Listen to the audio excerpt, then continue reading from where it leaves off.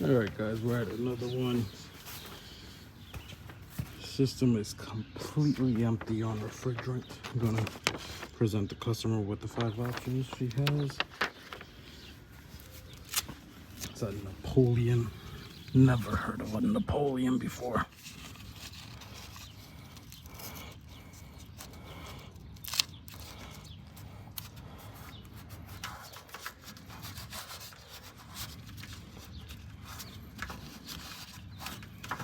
But it's out on low pressure switch. Filter is filthy as well. And let's speak to the customer. All right, guys, so customer wanted to do the refrigerant. We're going to perform a leak detection test.